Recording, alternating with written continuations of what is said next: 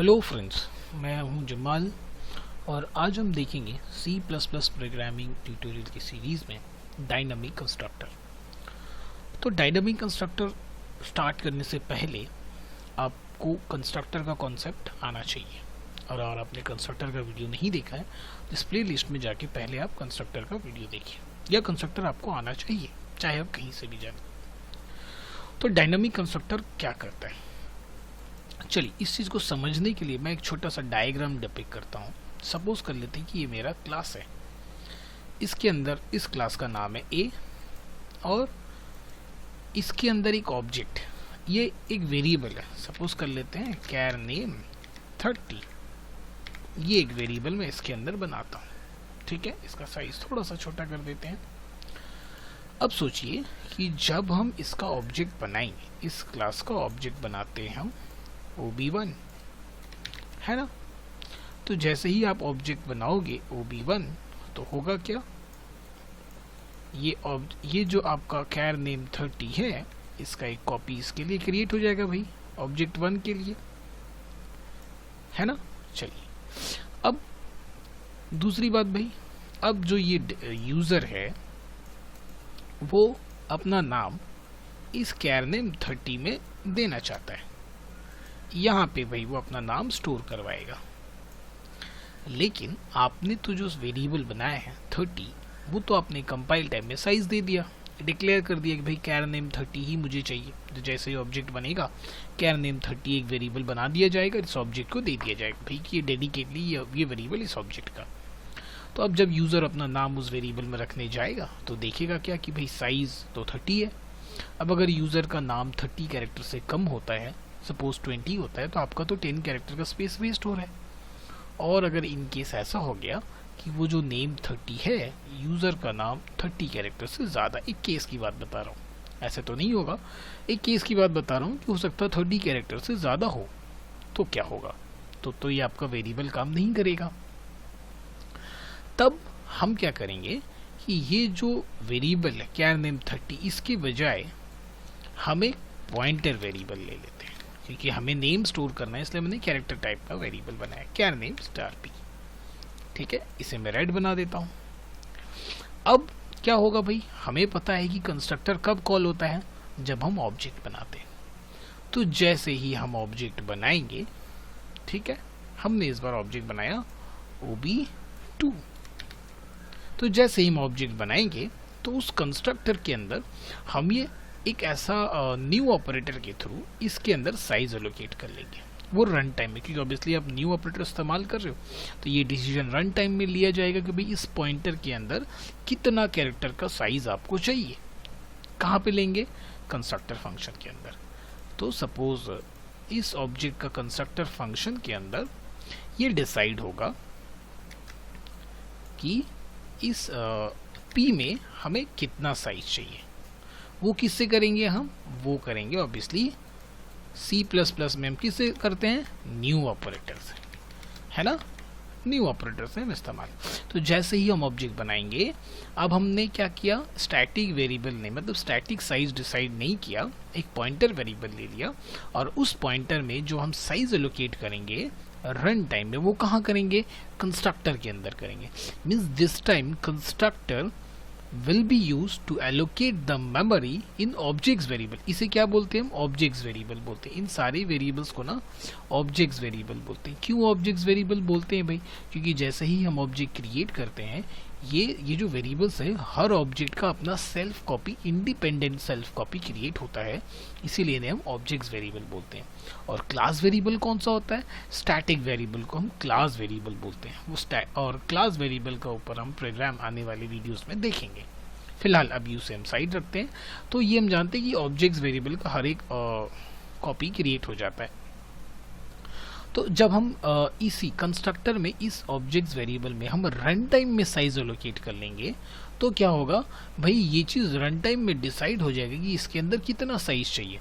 अब यूज़र अगर 50 कैरेक्टर देना चाहता है तो पहले तो हम 50 कैरेक्टर का लेंथ निकाल के उसका ही साइज हम इस P के अंदर एलोकेट कर लेंगे। उसी P का साइज हम इस P के अंदर, जो लेंथ 50 कैरेक्टर का वो देगा, उसको हम P में साइज एलोकेट कर लेंगे। सपोज कुछ ऐसा दिखाते हैं आपको।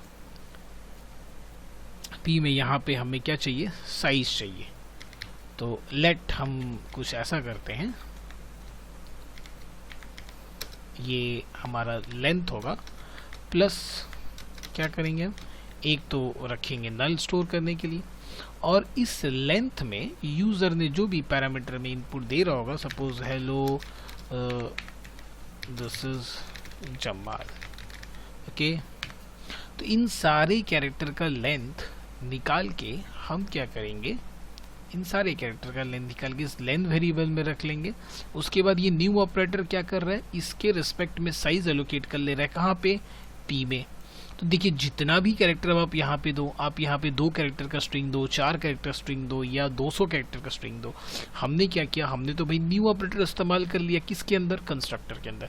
मीन्स डायनामिकली हमने साइज एलोकेट कर लिया, जितना भी इसका आप लेंथ कैरेक्टर दोगे उसका वो लेंथ डायनामिकली कैलकुलेट कर रहा है और फिर साइज एलोकेट कर ले रहा है। साइज एलोकेट होने के बाद आपका इस स्ट्रिंग को हम कहाँ कॉपी कर देंगे, पी में। तो देखिए पी में हमें एग्जैक्ट उतना ही साइज मिल गया जितना ज़रूरत है, और ये पी कौन है भाई, क्लास का वेरिएबल, मीन्स ऑब्जेक्ट्स वेरिएबल है।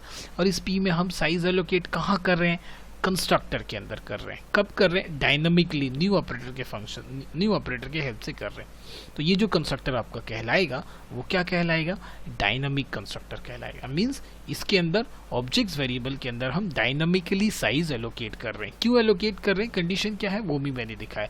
अगर हम इस तरह से कंपाइल टाइम में साइज एलोकेट कर लेंगे तो रन टाइम में क्या प्रॉब्लम हो सकता है। अब इस पूरे चीज़ को ना हम प्रोग्राम के थ्रू जब देखेंगे तो और बहुत अच्छे से समझ में आएगा। चलिए एक प्रोग्राम लेते हैं हम और बिल्कुल इसी के ऊपर हम वो प्रोग्राम करेंगे। सो iostream.h, हमारे केस में हमें एक एक्स्ट्रा हेडर फाइल लेना पड़ेगा, वो होगा string.h का। क्यों, मैं आपको वो अभी दिखाऊंगा। तो string.h का फाइल ले लेते हैं, हेडर फाइल ले लेते हैं, हो गया ना। चलिए क्लास ले लेते हैं हम डेमो के नाम से। इसके अंदर हम 2 वेरिएबल बनाते हैं, कैर स्टार पी और एक इंट लेंथ, हो गया। पब्लिक सेक्शन में आते, C++ में अगर आप ये एक्सेस स्पेसिफायर नहीं दोगे तो बाय डिफॉल्ट पब्लिक ले लेते हैं। चलिए डेमो ब्लैंक कंस्ट्रक्टर, मतलब ये कंस्ट्रक्टर वो कंस्ट्रक्टर है जब आप ऑब्जेक्ट बनाते समय कोई भी पैरामीटर पास नहीं कीजिएगा तो ये ब्लैंक कंस्ट्रक्टर कॉल होगा। इसमें क्या करते हैं, क्योंकि भाई यूज़र ने तो इस केस में जब ब्लैंक कंस्ट्रक्टर कॉल होगा तो एक भी स्ट्रिंग आ नहीं रहा, एक भी पैरामीटर आ नहीं रहा, मीन्स पैरामीटर का लेंथ 0 है, तो हमने खुद से लेंथ 0 कर लिया। लेंथ 0 करने के बाद इस पी में हम क्या करेंगे, पी न्यू कैर लेन +1, क्योंकि देखिए अगर यूज़र एक भी इनपुट नहीं देगा तो हम इस पी में साइज एलोकेट अगर नहीं कर रहे हैं तो होगा क्या, ये रन टाइम ग्लिच क्रिएट करेगा। इसलिए अगर यूज़र एक भी वैल्यू नहीं दे रहा है, पैरामीटर नहीं आ रहा है, तो हम लेंथ 0 करके पी में साइज एलोकेट कर रहे हैं, जिसमें हम सिर्फ एक कैरेक्टर डाल दे रहे हैं, ठीक है। और फिर इस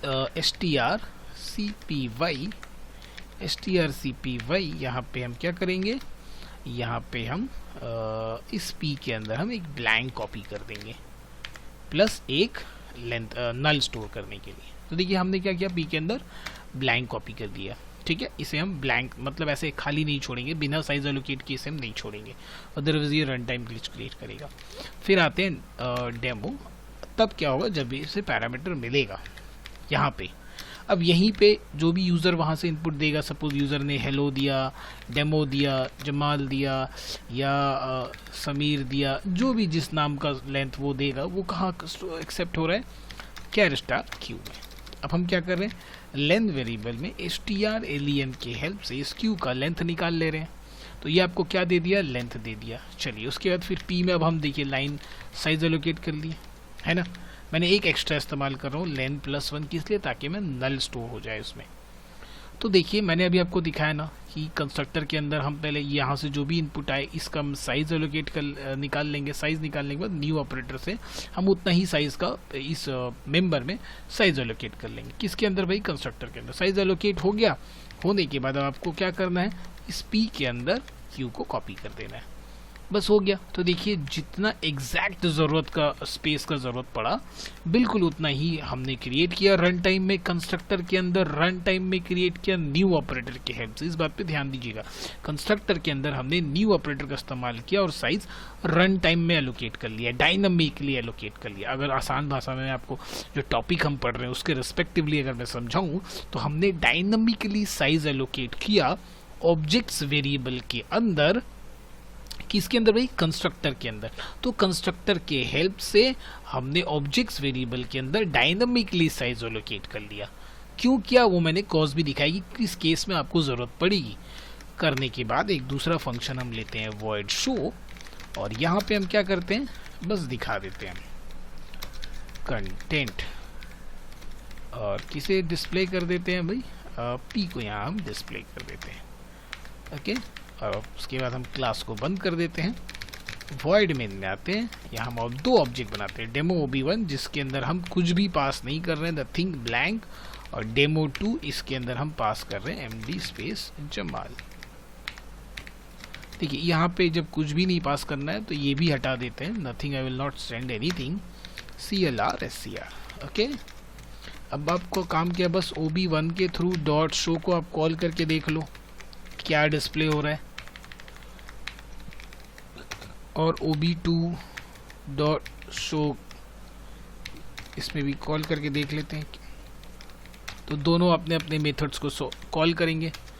सॉरी, यहाँ पे हमने डेमो स्पेस OB2 दो ऑब्जेक्ट बना लिए, OB1 OB2। OB1 में हमने कुछ भी नहीं पास किया, तो जब कुछ भी नहीं पास किया तो इसके लिए क्या कॉल होगा, डेमो का ब्लैंक कंस्ट्रक्टर कॉल होगा। तो देखिए इसमें क्या हो रहा है, मैंने लेंथ 0 कर दिया, एक कैरेक्टर का साइज एलोकेट किया, उसके अंदर ब्लैंक कॉपी कर दिया और नल चला गया उसके अंदर। उसके बाद नल के लिए मैंने एक +1 ले रखे हमने, ठीक है। उसके बाद OB2 में इसमें क्या हुआ, OB2 में मैंने सेट ऑफ कैरेक्टर्स पास किए, तो ये यहाँ जाएगा। यहाँ जाने के बाद लेंथ निकल गया उसका, लेंथ निकलने से बाद फिर हमने क्या किया, न्यू कैर लेंथ +1 ताकि उसमें नल कॉपी हो सके। फिर उसके बाद क्या किया, strcpy उस p में उस q को कॉपी कर दिया, ठीक है ना। देन शो में फिर हम क्या कर रहे हैं, जस्ट उस क्लास के मेंबर को, उस स्ट्रिंग मेंबर को, उस पॉइंटर कैरेक्टर मेंबर को जिसमें वो मेरा डेटा स्टोर हो रहा है स्ट्रिंग, उसे हम प्रिंट कर दे रहे हैं। तो दोनों ऑब्जेक्ट अपने अपने मेंबर को प्रिंट करेगा। सॉरी, देखिए पहला वाला ब्लैंक हो रहा है, दूसरा वाला, अब जिसे दूसरे वाले में हम क्या कर रहे हैं, सिर्फ MD पास कर रहे हैं, सिर्फ MD प्रिंट हो रहा है। तो आपको जितना लेंथ का देना है आप यहाँ उतना लेंथ का दीजिए, उतना साइज एलोकेट होगा रन टाइम में, आपको उतना कैरेक्टर प्रिंट होगा। तो कोई भी स्पेस मेरा वेस्ट नहीं हो रहा है। तो हमने ऑब्जेक्ट्स वेरिएबल में, ऑब्जेक्ट्स वेरिएबल ध्यान रखिए किसको बोलते हैं, ऑब्जेक्ट्स वेरिएबल इस क्लास मेंबर को, है ना। क्लास मेंबर के अंदर स्टैटिक मेंबर भी आता है और नॉर्मल भी आता है। तो स्टैटिक मेंबर ऑब्जेक्ट्स वेरिएबल नहीं कहलाता, वो क्लास वेरिएबल। हम ऑब्जेक्ट्स वेरिएबल की बात कर रहे हैं। ऑब्जेक्ट्स वेरिएबल में हम न्यू ऑपरेटर की हेल्प से कंस्ट्रक्टर फंक्शन के अंदर साइज एलोकेट करेंगे। मींस न्यू ऑपरेटर क्या कर रहा है, डायनेमिकली साइज एलोकेट कर रहा है। When your constructor use to allocate the space in objects variable dynamically, then this constructor is called dynamic constructor. इस पूरे बात को हमने इस प्रोग्राम में अच्छे से करके देखा है। तो होप कि आपको ये कॉन्सेप्ट समझाने में मैं सक्सेस हुआ होगा। और अगर फिर भी आपको नहीं समझ में आया तो कमेंट में ज़रूर लिख के बताइएगा कि आपको कौन सी बात नहीं समझ में आई। उसके बाद आप इस प्रोग्राम को खुद टाइप कीजिएगा, तो जो भी छोटी मोटी कन्फ्यूजन है वो आपको क्लियर हो जाएंगे।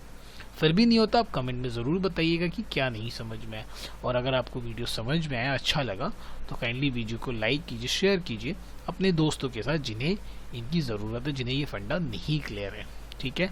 और चैनल को प्लीज़ सब्सक्राइब कीजिए ताकि नए वीडियो का नोटिफिकेशन आप तक सबसे पहले पहुँचे। वीडियो देखने के लिए थैंक यू सो मच।